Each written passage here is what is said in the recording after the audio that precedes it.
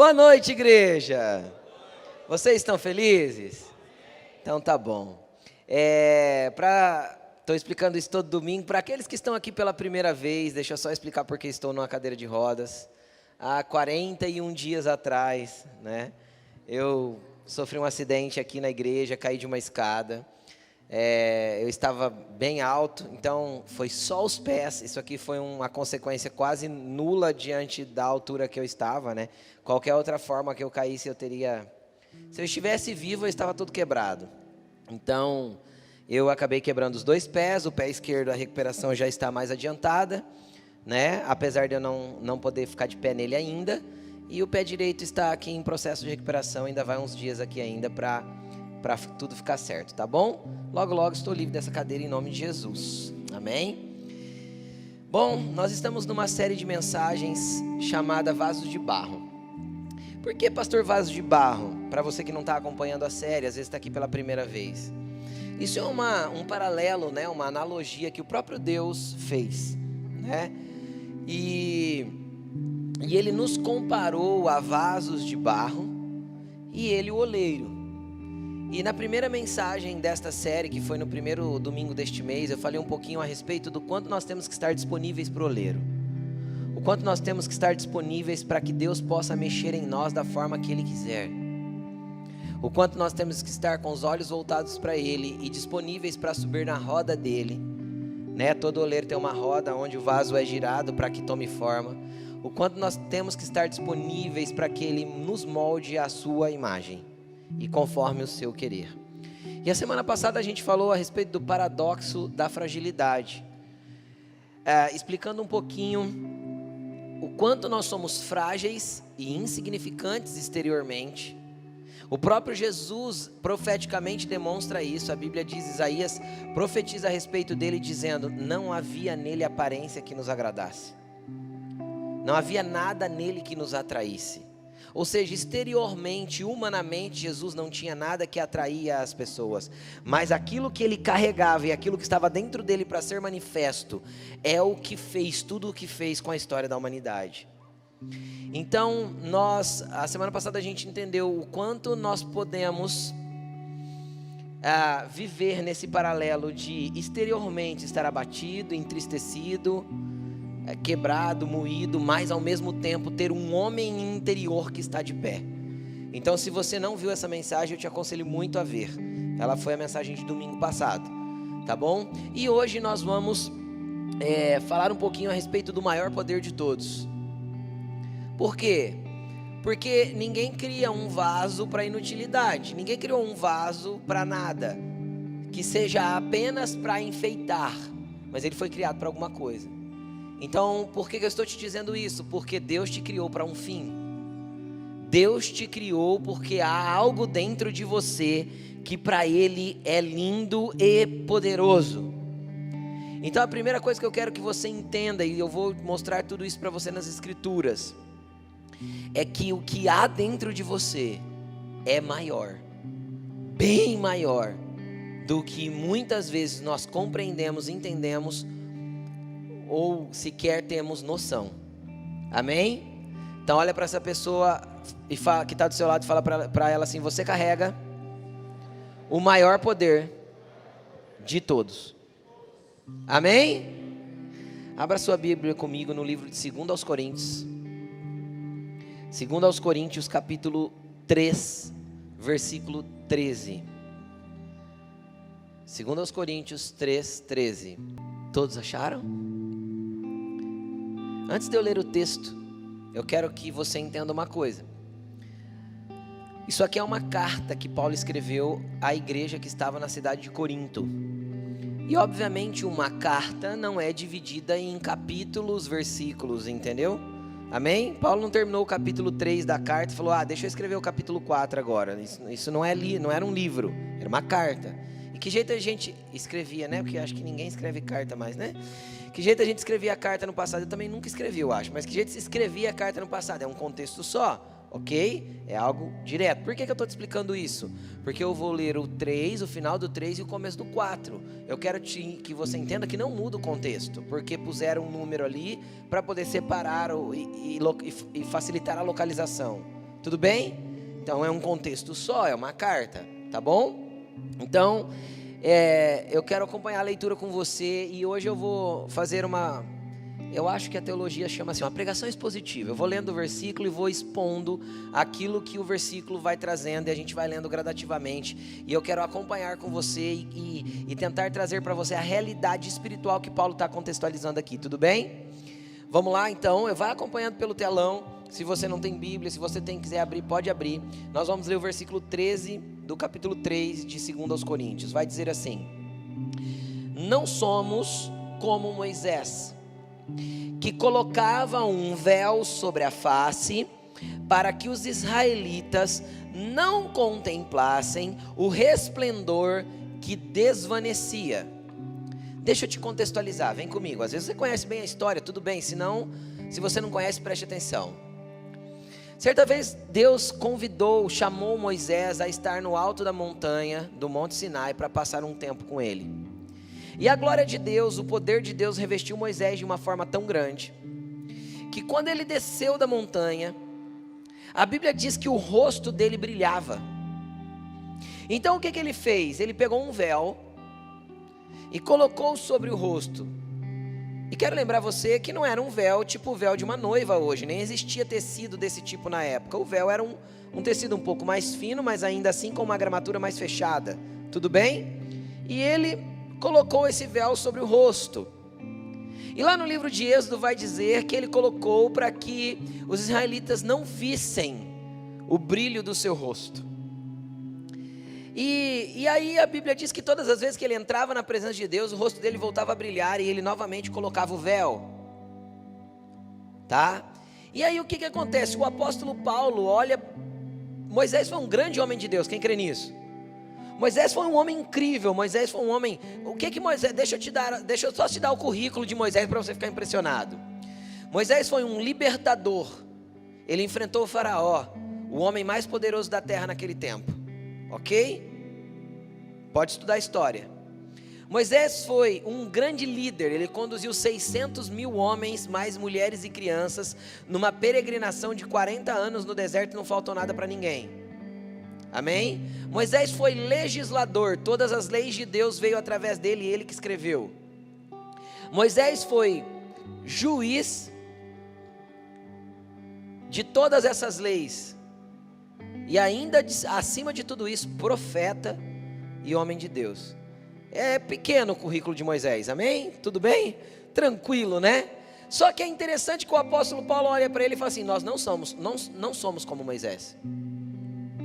Porque a intenção de Moisés ao colocar esse véu, que não foi um véu que Deus mandou ele pôr. Quem já fez coisa que Deus não pediu aí, levanta a mão. Pronto, Moisés também fez coisa que Deus não pediu. Tudo bem? Ele olhou para o rosto dele, viu que estava brilhando, e hora nenhuma Deus falou: coloque um véu aí, Moisés, para que as pessoas não vejam o seu rosto brilhando. Ele fez por conta. Tá, pastor, e o que tem a ver com isso? Tem a ver que Paulo fala assim: a gente não é como ele, não somos como Moisés. Por quê? Porque ele colocou o véu, na verdade, para que as pessoas não vissem, não percebessem que a glória que tinha repousado sobre ele estava indo embora gradativamente. Não é isso que está escrito aqui? O véu foi colocado para que as pessoas não percebessem que a glória ia desvanecendo, acabando, o brilho ia se exaurindo. Então, para que as pessoas não percebessem que essa glória estava indo embora e que Moisés tinha que entrar lá na tenda do encontro de novo para buscar essa glória de novo, ele colocou o véu. Então, dentro do contexto, apesar de ele ser um homem de Deus, Paulo deixa muito claro aqui que a intenção não era legal. Agora, o que muda? Por que Paulo fala assim: nós não somos como Moisés? Porque antes de Cristo, antes de Jesus, Moisés viveu antes de Jesus, tudo bem? 1000 e lá vai cacetada de anos antes. Antes de Cristo, a glória de Deus, preste atenção no que eu vou falar, não estava em nós, estava sobre nós. Então Moisés recebeu uma carga de glória sobre ele, e como foi sobre ele, a manifestação desta glória foi externa, por isso o rosto dele brilhou. Quem está entendendo o que eu estou falando? Mas a partir do momento que Cristo veio, Ele nos deu algo chamado Espírito Santo. Então a glória passou a habitar em nós. Por isso o nome dele, como eu falei a semana passada, é Emanuel, Deus dentro do barro, ok? Porque ele passou a habitar e derramar essa glória não mais sobre nós, mas agora em nós. E isso muda tudo. Tudo muda. Porque não tem a ver com um exterior que não suporta. Quem já leu o texto na Bíblia, assim, no Velho Testamento, se você é um leitor ávido da Bíblia, eu profetizo que você se torne, se não é, que você leu assim, ó, quando, por exemplo, quando Deus visitou Daniel, ele caiu prostrado ao chão e pensou que ia morrer. Por quê? Porque a glória de Deus, quando vinha no exterior do homem, chocava e dava medo de morte mesmo. Mas quando a glória é depositada dentro do homem, isso é muito poderoso e pode mudar a tua vida para sempre, pode transformar toda a tua condição, toda a tua história. Você só precisa entender que recipiente você é e o que Deus te fez e o tamanho da graça e do poder que há sobre a tua vida, que nós não entendemos, a maioria das vezes nós não entendemos. Sabe por que nós não compreendemos? Porque falta conhecimento e prática. Prática, pastor? Quem já assistiu o filme de super-herói aqui? Marvel, DC, X-Men, quem já assistiu? Todo filme de super-herói, em algum momento, filme, série, em algum momento tem um super-herói novato, que recebeu ali dentro dele alguma coisa no DNA, não sei o que veio de uma fonte exterior, mas que lá, pegou ele, transformou ele em alguma coisa. E de repente ele começa a ver que ele tem um poder e ele não sabe usar. Quem já viu isso nos filmes de super-herói? Quem lembra do Homem-Aranha se enroscando com a teia nas marmitas todas lá da escola e fazendo uma bagunça? Por quê? Dentro desse contexto de um filme, obviamente completamente ficção, ele não sabia lidar com o poder que lhe foi concedido. E esse é o problema do cristão nos nossos dias. Esse é o problema do crente. Você não sabe lidar, eu não sei lidar com o poder que me foi conferido. Eu não sei nem mensurar o tamanho do poder que tenho. E também não sei nem usar o tamanho do poder que me foi dado. Pastor, mas não foi dado ainda. Foi, querido. Foi. Está dentro de nós. A gente só não sabe usar. A gente só é tímido, medroso. Porque a gente está num lugar, eu vou fazer uma pesquisa rápida aqui, porque eu sei que já aconteceu com muita gente. Quem aqui já entendeu assim, ó, ouviu ou entendeu aqui assim, ora por ela, ora por ele, em algum lugar que era atípico? A maioria. Quem recuou na hora que ouviu isso? Viu? Cara, Deus depositou um poder que às vezes aquela oração mudaria a vida daquela pessoa, curaria ela, transformaria ela, converteria ela. Só que eu tive medo de usar o quê? Uma fagulha do poder que foi liberado sobre mim. Porque tem mais a ver com o meu medo de usar o que me foi dado do que propriamente com Deus. E se eu orar e essa pessoa não for curada? E se eu orar, e se eu oferecer a oração e ela negar? Se ela negar a oração, querido, o teu medo é de ser rejeitado. Jesus já foi. Ele não tem medo de ser rejeitado. Jesus já foi, quando veio aqui ele foi rejeitado pela maioria das pessoas. Jesus não tem problema de identidade nem medo de ser rejeitado. É o teu medo de rejeição que não deixa você orar. Jesus não tem problema em não curar alguém. Como assim, pastor? Não tem. Ele entrou no tanque de Betesda. João capítulo... esqueci, 4, 5, acho que é. Ele entrou no tanque, 5. Ele entrou no tanque de Betesda. Ele entra no tanque de Betesda e a Bíblia diz assim, ali jazia uma multidão de enfermos. Cara, jaz é aquele que já morreu. Então tipo assim, ali era só os condenados. É verdade, era um lugar de crendice popular, de misticismo popular. Historicamente isso é comprovado. O tanque de Betesda, eles acreditavam que um anjo mexia a água e tal. Isso era uma crendice popular. Era um dogma religioso da época. Então ali ficava um monte de gente doente em fase terminal. Não tinha mais chance? Leva para o tanque de Betesda. Quem sabe o anjo mexe a água, ele cai na água lá e é curado. Jesus entra lá, cara, e cura um homem. Jesus não podia ter mandado todo mundo levantar e sair de lá curado? Por que Jesus não fez? Pergunta para o irmão que está do teu lado, por que Jesus não fez? Por quê? Agora pergunta para mim, por quê, pastor? Não sei. Porque não me cabe estar na mente de Deus para entender os seus planos nem os seus projetos. Eu sou servo e devo só obedecer. Se Ele pediu que eu orasse por alguém, o que Ele vai fazer não é problema meu, é dele. Eu sou só vaso, instrumento. Quem está entendendo o que eu estou dizendo? Quando Deus me dá uma impressão no espírito, uma palavra profética para liberar sobre alguém, eu costumo chegar na pessoa e falar assim, eu estou tendo uma impressão aqui dentro do meu espírito, que eu devo falar isso para você, porque se não fizer sentido para a pessoa, tudo bem, e às vezes não fez, eu só preciso obedecer, porque o que está dentro de mim é maior do que eu imagino.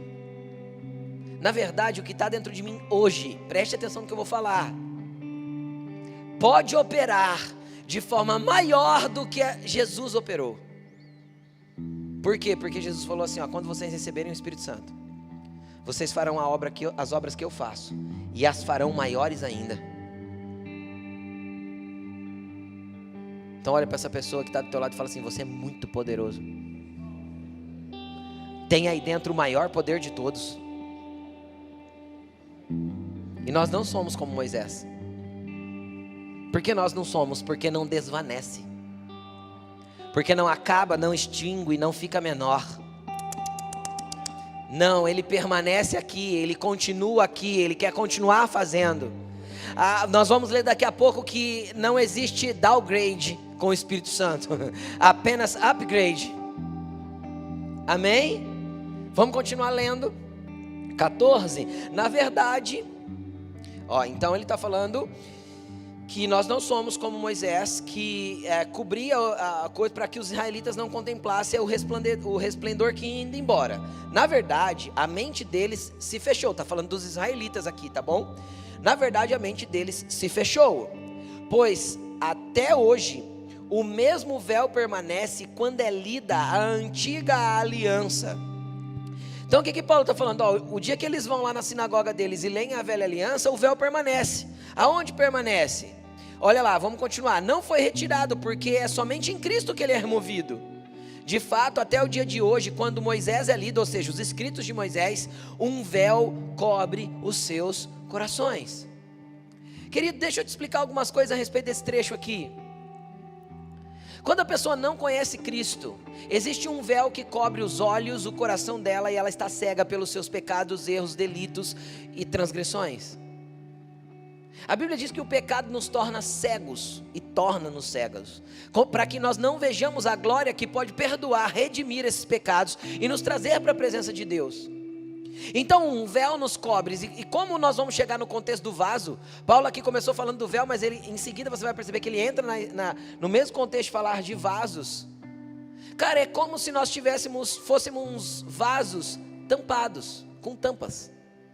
É o véu cobrindo. Quem já pegou uma vasilha de plástico na sua casa e tentou tirar o que tinha dentro sem destampar? Você conseguiu? E quem conseguiu colocar o resto da mistura que sobrou para guardar na geladeira sem que você destampasse a vasilha antes? É possível? Não. Só que o problema é que muitas vezes a gente fica preso em algumas coisas que mantêm o nosso vaso tampado. Agora, qual que é o problema de manter o vaso tampado? Ah, pastor, é porque a glória não entra dentro dele? Acima de tudo, é porque Deus não pode colocar a mão dentro para moldar. Se o oleiro não pode enfiar a mão dentro do vaso para moldá-lo segundo a sua vontade, ele também não pode colocar glória. Se você não está disponível para que Deus enfie a mão em você e mexa com você, se você quer continuar tendo a vida do jeito que você desenhou a tua vida, se você quer continuar tomando as suas decisões do jeito que você é, se você quer continuar tendo os mesmos prazeres distorcidos e malignos, conduzindo a sua vida no centro do teu umbigo, e quer viver a sua maneira, Deus não pode enfiar a mão dentro de você. Por quê? Porque você está cheio de desejos descontrolados e nocivos que te levam à ruína e à destruição, como a Bíblia diz. E automaticamente nada de glória pode ser depositado aí. Então não carrega-se nada, é um vaso tampado. É um vaso que guarda e retém apenas o que quer, o que causa prazer. E nós vivemos a geração que mais busca prazer da história da sociedade. É uma geração que não sabe dizer não para si mesmo. É como tem um vídeo que roda no Instagram e eu não sei nem quem é o autor. O cubo mágico dessa geração. Quem já viu esse vídeo? Que ele é igual de todos os lados. Aí o cara fala, esse aqui é o cubo mágico para essa geração. A geração que não pode perder. Que não pode ter dor. Que tem que ser vencedor. Ou seja, todos os lados são iguais. Ninguém se sente burro com o cubo mágico na mão. Eu me sinto. Quem já pegou um cubo mágico? Aí você vê um moleque de 8 anos fazendo aquilo em 3 segundos. Você fala, não é possível. Né, gente? Não é? Então essa geração é aquela geração que cede a tudo que quer. E nada pode ser diferente do que ele planejou. E aí cede a todos os desejos, todas as vontades. Tudo é lícito, cara. Tudo é lícito, mas nem tudo te convém. Tudo é lícito, mas eu não me deixarei dominar por nenhuma dessas coisas. É isso que Paulo falou. E aí a gente partiu para uma aparente liberdade, como a Laine falou, não é liberdade, é uma libertinagem humana, que tem aspecto de liberdade que só te deixa mais cativo. Ah, pastor, eu não sou cativo, faço o que quero, vou a hora que quero, não sou escravo de nada. Você é escravo dos seus vícios. Você é escravo da pornografia. É provado cientificamente que a pornografia, ela libera mais, como que é os hormônios do prazer? Dopamina no cérebro do que usar crack. Isso é provado cientificamente. E vicia você em um sexo completamente deturpado e instigado por demônios. Aí isso vai destruir teu casamento, vai destruir tua vida sexual se você ainda é solteiro. Vai fragmentar a sua alma, vai dilacerar o entendimento de que você tem que ter da graça e da bênção que é a sexualidade. Então, é pecado ter prazer? Não. É pecado ter desejos? Não. Desde que eles não extrapolem os princípios. É pecado comer, gente? Não, mas é pecado ser glutão, comer mais do que deve. É pecado fazer sexo dentro da aliança do casamento? Não, querido. Se é casado, pode fazer de manhã, de tarde, de noite, está tudo certo. Ninguém peca por isso. Ninguém peca. E dentro da aliança do casamento, quanto mais você fizer, mais a tua aliança e o teu casamento está fortalecido no Senhor. Porque há algo espiritual na sexualidade. Então é bênção? Claro que é bênção. Só que tem princípios, existe um padrão de aliança para ele ser praticado. Fora da aliança, você está praticando fornicação. E pronto, acabou. E Deus não vai mudar os seus princípios porque você acha que você pode. Ai, Deus me ama do jeito que eu sou. Claro que ama. Só que Ele te ama do jeito que você é para não te deixar do jeito que está. Não para ser conivente com o teu pecado. Deus não vai te dar um tapinha nas costas e falar, tudo bem, meu filho, pode fazer do jeito que você quer. As palavras de Jesus foi, você quer me seguir? Negue-se a si mesmo. Foi a primeira orientação que Ele deu para os discípulos. Negue você mesmo, toma a tua cruz e siga-me. Por que eu preciso de uma cruz? Jesus já morreu por mim. Porque eu tenho que matar eu nela. Eu tenho que matar as minhas vontades, matar os meus desejos, matar o meu egoísmo, matar o meu orgulho, matar tudo aquilo que é de ruim em mim. Para quê? Para poder continuar seguindo Jesus. Porque quando eu estiver andando com Ele, eu vou olhar para mim e vou ver o quanto que eu sou falho. Deixa Deus enfiar a mão aí dentro. Coloca a mão no seu coração e fala, Jesus, enfia a mão aqui. Arranca o que não presta. Molda esse vaso aqui. Só que tem algumas decisões que você tem que tomar, cara. O que você quer para a sua vida? Enquanto você continuar vivendo do teu jeito, a tua vida vai ser do teu jeito. Ano novo, vida nova. Quem já ouviu essa frase? Não precisa esperar o ano novo. A vida nova pode ser hoje, porque a vida nova só é a partir de Cristo. Não de um ano novo. A data da tua vida nova é a data que você levantou as mãos para o alto com sinceridade e falou, chega, Deus. Eu vivi para mim até hoje, a partir de agora eu quero viver para você.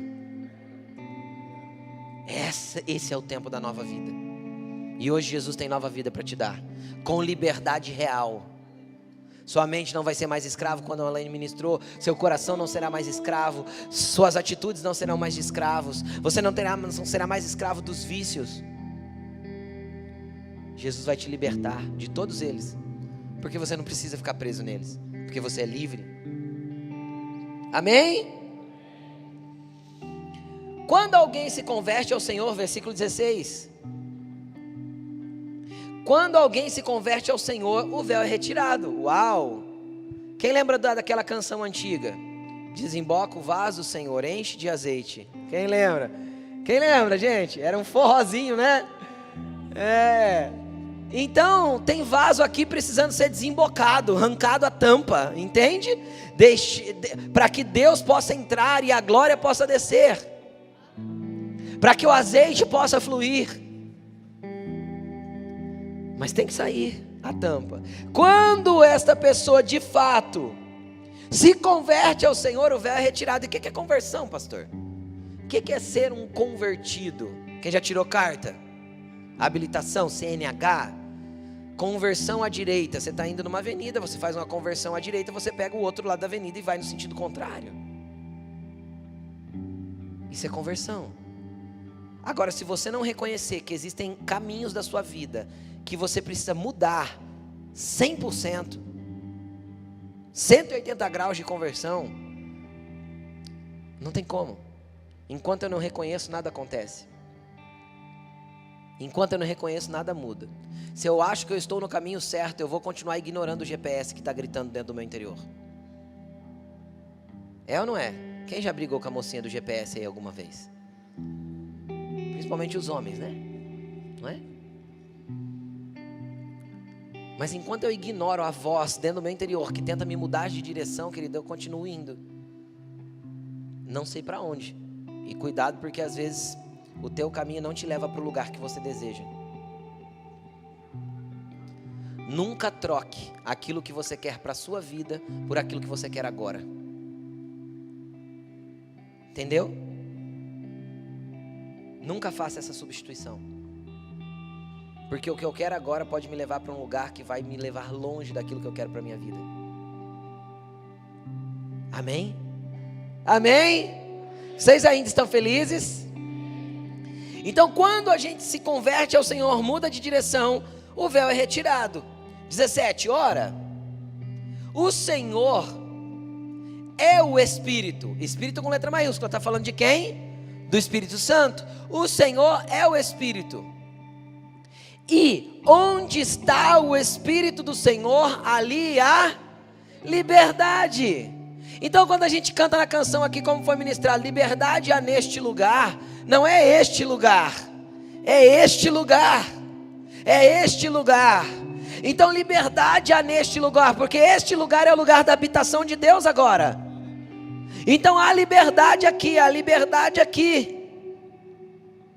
Onde há o Espírito de Deus, onde está o Espírito de Deus, aí é a liberdade. E Ele não habita em templos feitos por mãos humanas. Ele habita em você. Então você carrega o maior poder de todos. E vamos continuar. Ele vai dizer assim: e todos nós que com a face descoberta, ou com a tampa do vaso tirada, ou com o véu arrancado, contemplamos a glória do Senhor. Primeiro eu quero te falar sobre contemplação. Contemplação não é ver. Ver é ver. Contemplar é gastar tempo vendo. Sim ou não? Até dei o exemplo de hoje de manhã, vou dar de novo. É interessante que vários gostos meus e da Laine são bem diferentes, né? Vou falar de novo, Laine. Olha lá, ela falando. Vários gostos meus e da Laine são bem diferentes, né? A comida, por exemplo, a Laine, você quer agradar ela, dá uma comida caseira, caipira, de mineiro, de goiano, ela gosta, sabe? Leva ela para comer buchada, leva ela para comer rabada, sabe? Ela ama essas coisas aí, eu não chego nem perto. Então, e aí é interessante, quando a gente vai para São Paulo, para fazer turismo, dar rolê, é interessante assim, onde eu quero ir? Eu quero ir no Museu do Ipiranga, no MASP, eu quero ir em galeria de arte, E ela, na 25 de março, no Brás, né? A gente é diferente. Então eu faço o rolê equilibrado, né? A gente já vai em um, já é perto, já vai no outro, né? Ela quer ir no Mercadão comer pão com mortandela, mas é gostoso, esse aí é bom, né? E assim sucessivamente. Então, por que eu tô te contando isso? É interessante, uma vez a gente estava no MASP. Acho que o André estava junto, se eu não me engano. E estava tendo a exposição da Tarsila do Amaral, né? Então, tipo assim, filona para entrar, tal, bem diferente, tal. E a gente entrou, né? Aí a gente entrou lá no MASP, começou a ver as obras de arte. Você lembra da Tarsila do Amaral? Aquela que é bem colorida, tem aquele homem com o pé grandão, não é? Quem lembra disso aí? Na escola ensina muito sobre ela, né?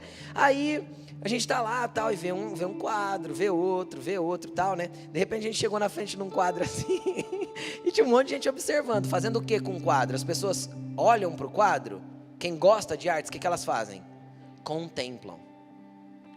Contemplação é olhar seguidamente até que eu observe todos os detalhes. E a gente estava na frente de um dos quadros, a Laine fez assim: que coisa mais feia. Eu falei, fica quieto, um monte de gente em volta já olhou de cara feia, sabe?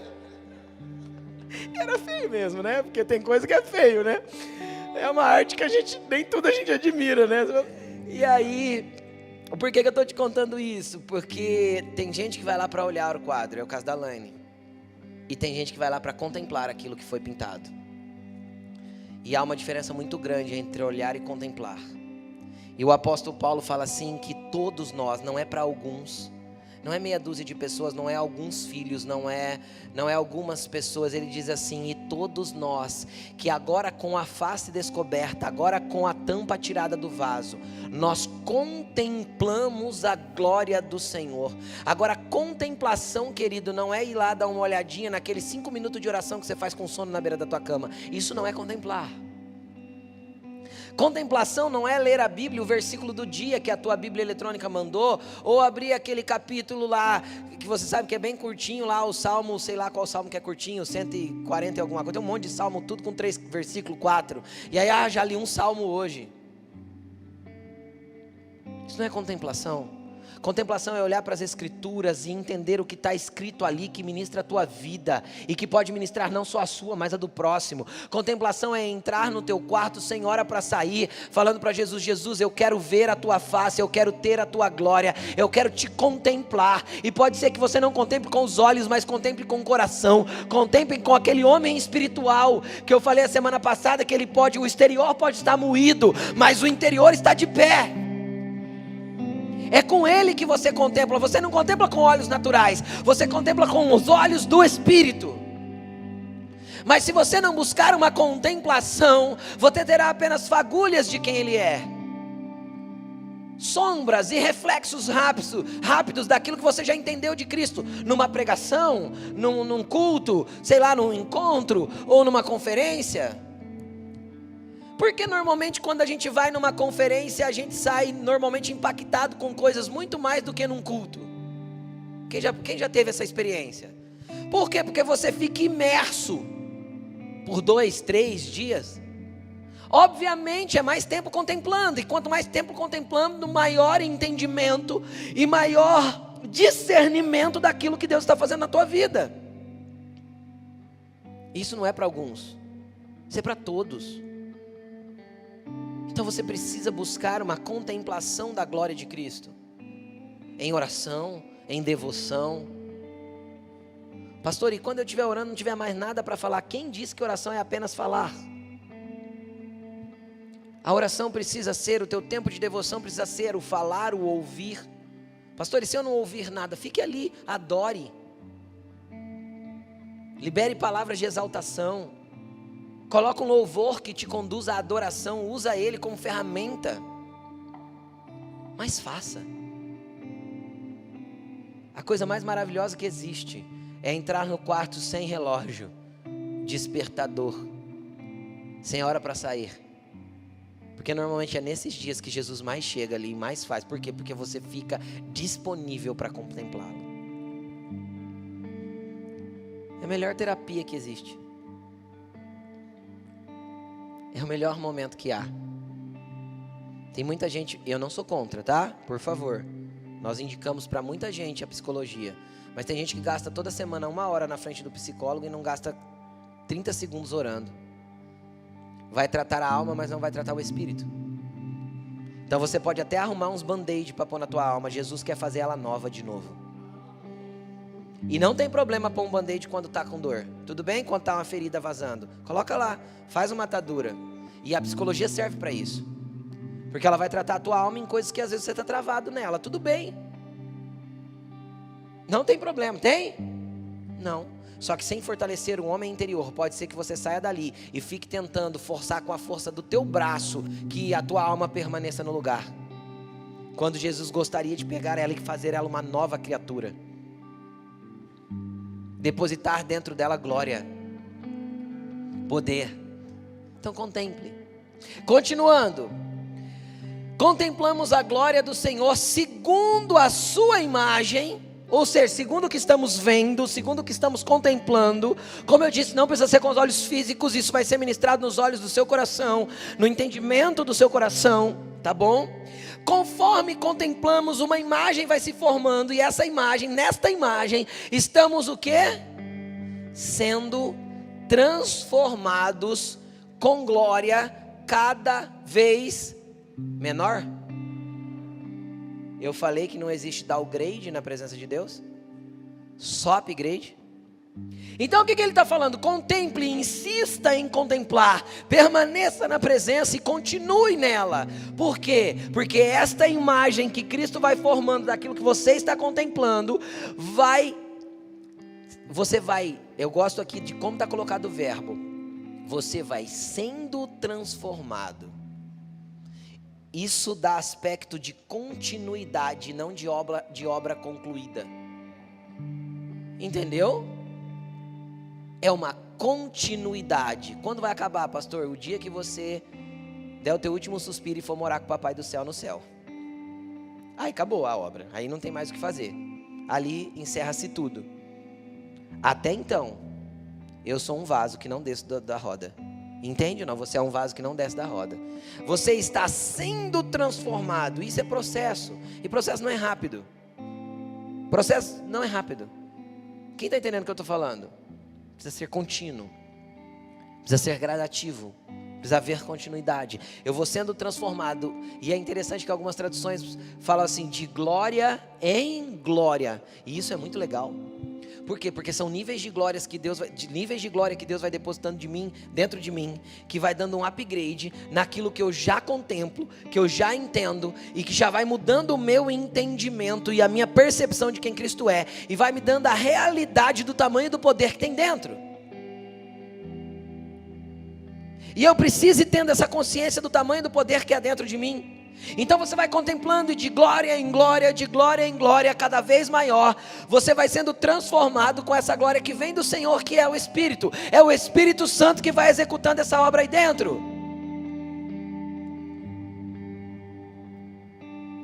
Chacoalha essa pessoa que está do teu lado e fala assim, faz um upgrade hoje, irmão. Tem glória maior para ser derramada aí.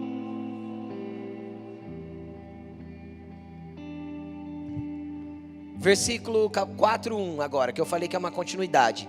Portanto, visto que temos este ministério, pela misericórdia que nos foi dada, não desanimamos.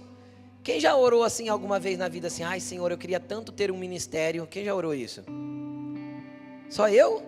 Só eu tinha vontade de ter um ministério? Ministério que eu digo é tudo aquilo que eu faço para servir o próximo. Só eu tinha vontade de fazer isso? Então vou fazer de novo a pergunta. Quem já teve vontade de servir o próximo de alguma forma? Pronto, aí, isso é um ministério. Que a palavra ministério é a palavra diaconia, que significa servir. Aí o que o apóstolo Paulo está falando? Que todos nós temos esse ministério. Que ministério? De carregar a glória de Deus. O serviço de carregar a glória dele. Para quê? Porque quando nós carregamos a glória, pode ser que em algum momento Deus quer que nós peguemos dessa glória e derramamos sobre a vida de outro. Então quando nós temos esse ministério, nós não desanimamos, nós vamos continuar contemplando. Busca a criança. Amém? Contemplando, e nós não desanimamos. Antes, renunciamos os procedimentos secretos e vergonhosos. Olha que forte isso. Nós não devemos desanimar e devemos renunciar, é o que eu falei lá no início, procedimentos secretos e vergonhosos. Não usamos de engano, nem torcemos a palavra. Ao contrário, mediante a clara exposição da verdade, recomendamos-nos a consciência de todos diante de Deus. Por que eu tenho que renunciar aos procedimentos vergonhosos? Justamente porque ele é a tampa do vaso de novo, ele é o véu que vai ser colocado outra vez. Todas as vezes que a gente cede ao pecado, uma tampa entra no vaso de novo. E a gente vai precisar voltar para Cristo de novo, para se converter daquela área outra vez. Lembra que é a conversão que tira o véu? Para se converter daquela área de novo, para que o véu seja tirado outra vez, para que o vaso esteja liberado de novo, para receber mais glória. E aí, vamos continuar a leitura. Mas se o nosso evangelho está encoberto, para os que estão se perdendo, ele está perecendo, ele está encoberto. Porque tem pessoas que estão perecendo e não conseguem enxergar essa glória. Você concorda comigo? Quem já tentou pregar para uma pessoa que não enxerga, não ouve, não te dá atenção? Tá bom, cara. Ele só não foi iluminado pela glória de Deus. Então teu papel agora é orar. A partir daí, deixa Deus fazer a obra. Porque se o Espírito não trouxer clareza para o interior dele, é inútil a gente continuar falando. O que a gente vai se tornar? Chato e inconveniente. Entendeu? Vai começar a dar lição de moral em quem não está querendo ter. Então, amém. Tudo bem. Vamos continuar. O Deus dessa era cegou o entendimento dos descrentes, para que não vejam a luz do Evangelho da glória de Cristo. Ou seja, ou essa luz ilumina o interior da pessoa, e isso vem por Jesus e pelo Espírito Santo, ou a gente vai ficar dando literalmente pérolas aos porcos, ou murro e ponta de faca. É inútil. Então a tua oração para aquela pessoa que você ama e que ainda não abriu o coração para a luz do Evangelho é: Senhor, que a tua luz invada o interior dessa pessoa, para que ela enxergue que há um entendimento equivocado de quem o Senhor é. Mas vamos continuar.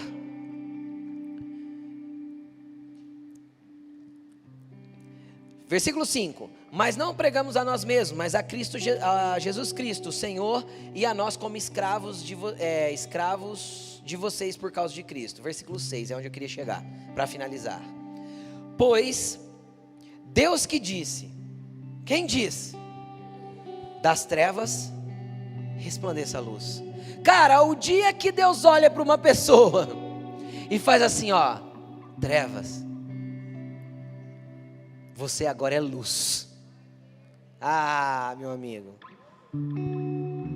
Quem já foi levado para frente para aceitar Jesus e nem sabe como que chegou lá na frente? Quem já aconteceu isso? Você não sabe, simplesmente alguma coisa te pegou aqui por dentro e te levou assim, ó. Quem já sentiu isso alguma vez na vida? Ou seja, no mover do Espírito Santo, numa vigília, de repente você percebeu que estava onde você nem sabia que era para estar.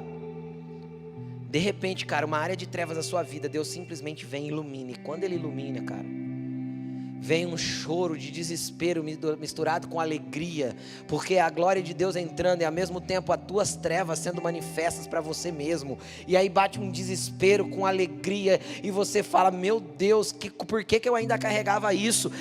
E é louco, porque é Deus que faz. Onde eu tenho que estar para Deus fazer, pastor? Exposto à contemplação. Entendeu? Tem que estar ali na frente do quadro, olhando. Mas eu não estou entendendo nada. Para mim essa obra de arte não faz sentido. Porque você ainda não foi iluminado pela glória de Cristo. Mas a hora que Ele te iluminar, cara, vai te virar do avesso. E você vai ver um negócio mexendo aí dentro. Você vai falar: meu Deus, eu não entendo nada, mas parece que dentro tudo faz sentido. Porque é pela fé e não por vista. E Deus começa a mexer. É Ele que diz, continuando o versículo: Ele mesmo brilhou em nossos corações, aleluia, glória a Deus. E que Ele brilhe cada vez mais naquelas áreas que nós não queremos entregar, nos quartinhos sujos que nós não queremos abrir, nos cantinhos do nosso coração que nós não queremos que seja curado, nos lugares que nós guardamos as iras, as mágoas, os rancores, os traumas, os medos. Que a cada vez que nós estejamos expostos à contemplação da presença de Cristo e da glória dEle, mais cantos do nosso coração vão sendo alcançados com essa luz. Você pode dizer um amém? Quem tem canto escuro ainda que precisa ser alcançado aí, levanta a mão. Todos nós. Então você vai orar e falar assim: Jesus, entra em cada quartinho. Tem quartinho aí que nem eu tenho a chave, porque eu fiz questão de jogar fora, trancar tudo lá dentro e me fechar para um monte de coisa. Porque a vida açoitou e doeu muito, porque meus pais, porque isso, porque aquilo, teus traumas estão aí, cara, deixa Jesus entrar nesse lugar aí. Tem luz de Cristo para iluminar aquilo que era trevas, Ele quer transformar em glória. E Ele continua dizendo, Ele entrou para iluminar, brilhou nos nossos corações para iluminação do conhecimento da glória de Deus na face de Cristo. O que Ele está dizendo? Quando você contempla a face de Cristo, quando você está olhando para Ele, você está olhando para a cruz, você está olhando para as Escrituras, não olhando, contemplando. Então aquilo que Cristo é, aquilo que Cristo fez, aquilo que Cristo está sendo representado e demonstrado pelas Escrituras, aquilo vai te transformando, vai te iluminando e vai mudando o teu conhecimento da glória. Porque o conhecimento o conhecimento que vem através da contemplação gera transformação.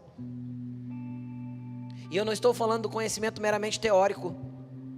Deus não é um ser que eu posso colocar sobre uma mesa para estudar. Eu fiz teologia, a primeira aula de teologia que eu fiz, o professor dizia exatamente isso. Como eu posso estudar, se teologia na etimologia da palavra é o estudo de Deus, como eu posso estudar alguém que eu não consigo colocar sobre a mesa para compreendê-lo? É justamente isso, porque não tem a ver com estudar, apesar de ser importante, tem a ver com contemplar. Deus eu não entendo estudando, porque normalmente quem estuda fica orgulhoso e não consegue entender as coisas de Deus. Deus eu entendo contemplando.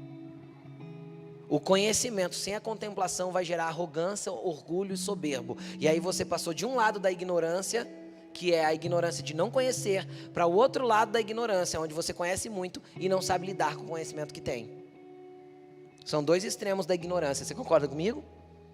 Como eu saio dos extremos da ignorância? Contemplando, exposto à contemplação de quem Ele é, não apenas pelo estudo, mas pelo conhecimento da revelação das Escrituras. O apóstolo Paulo fala assim, Cristo me foi revelado, homem nenhum me ensinou Cristo.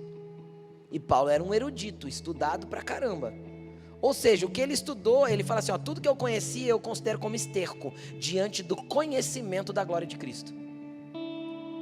Porque não tem a ver com o estudo, tem a ver com a contemplação e de conhecê-lo por quem Ele é.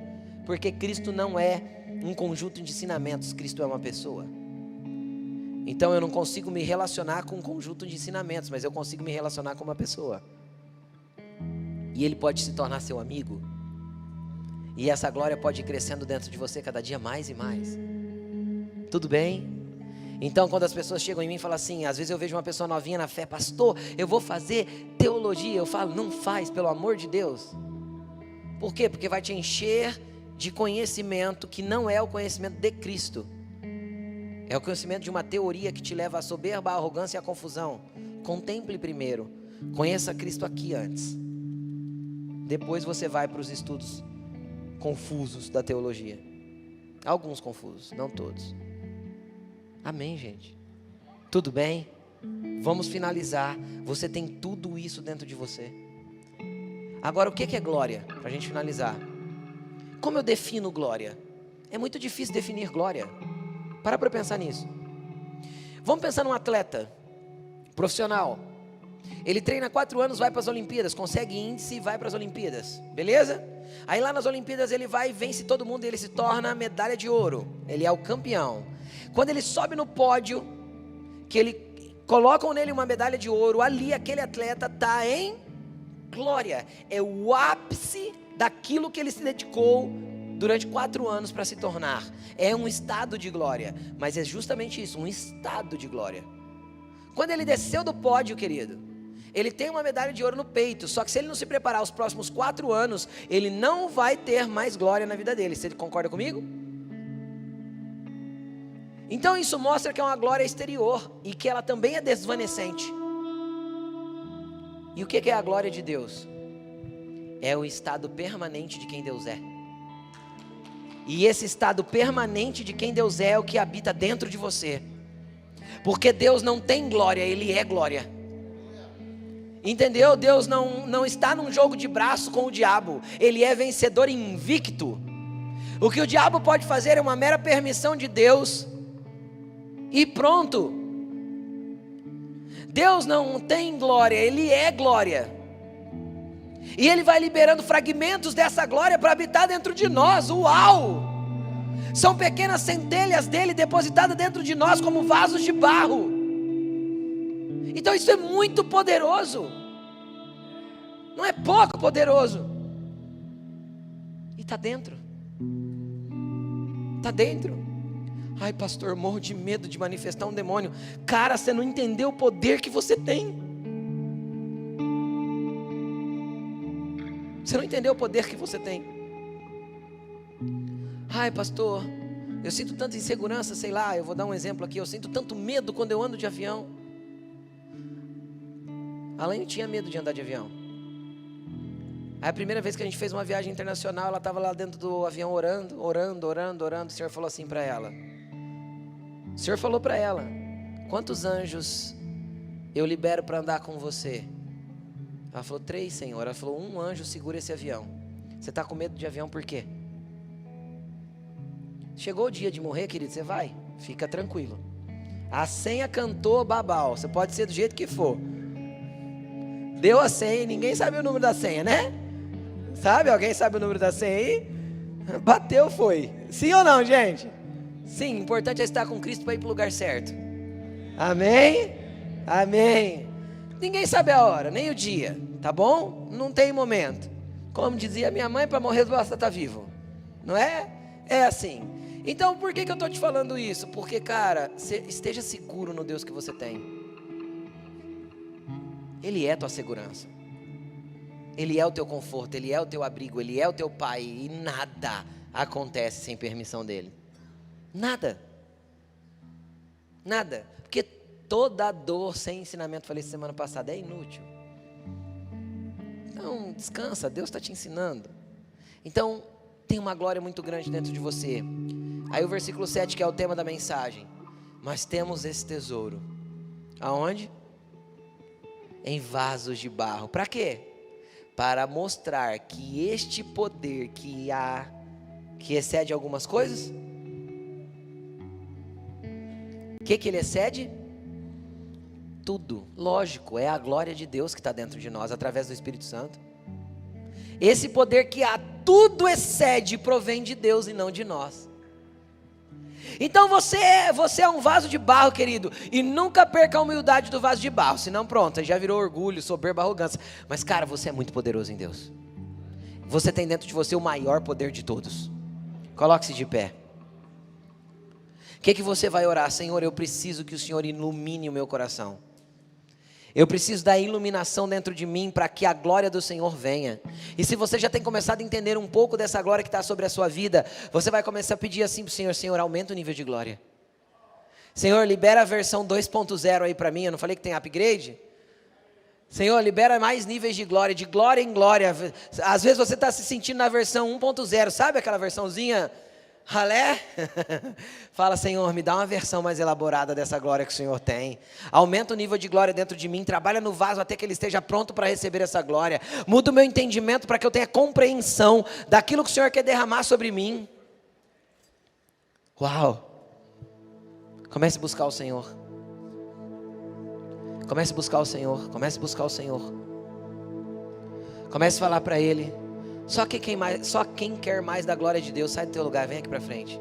Só você que tem sede de um upgrade. Só você que está precisando ser iluminado.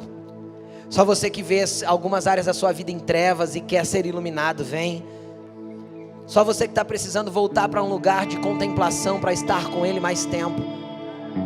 Chega aqui bem perto do púlpito para que caiba todo mundo, vem. Mas não desista de buscar. Não desista, insista e continue. Deus tem grandes coisas para fazer na sua vida. Você não vai parar, você não vai retroceder, você vai contemplar um pouco mais. E você vai contemplar e falar assim: Senhor, não faz sentido para mim. Continue contemplando. continue olhando para Ele, porque olhamos para Ele e somos iluminados. E a iluminação da imagem dele vai transformando de glória em glória quem somos.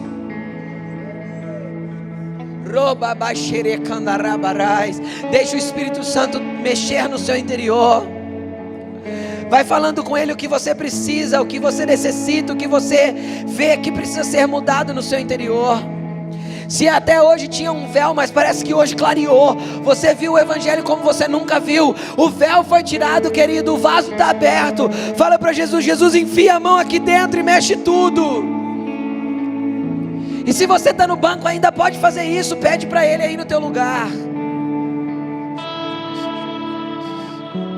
Eu quero orar algo aqui, que com você que às vezes nunca fez uma oração pedindo para o Espírito Santo entrar dentro de você. Se você nunca fez uma oração pedindo para o Senhor entrar dentro de você, o Espírito Santo entrar dentro de você, eu gostaria que você fizesse essa oração comigo agora. Diga assim comigo: Senhor Jesus, Senhor Jesus, eu clamo a Ti agora. Entra no meu interior. Faz morada em mim. Que tudo dentro de mim seja mudado e transformado pela Tua glória. Eu quero render a minha vida, as minhas vontades e a minha história, para que o Senhor me conduza do seu jeito, à sua maneira. Escreve meu nome no livro da vida e me receba como seu filho. Eu sou o seu, Jesus. Entra em mim, Espírito Santo.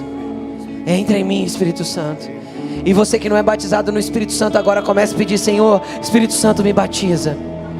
Comece a pedir aí: Espírito Santo, me batiza. Espírito Santo, vem com a tua glória batizar agora. Vem liberando dons espirituais, vem liberando uma porção de glória. Abre a tua boca e fala em línguas. Abre a tua boca e receba a glória de Deus aí.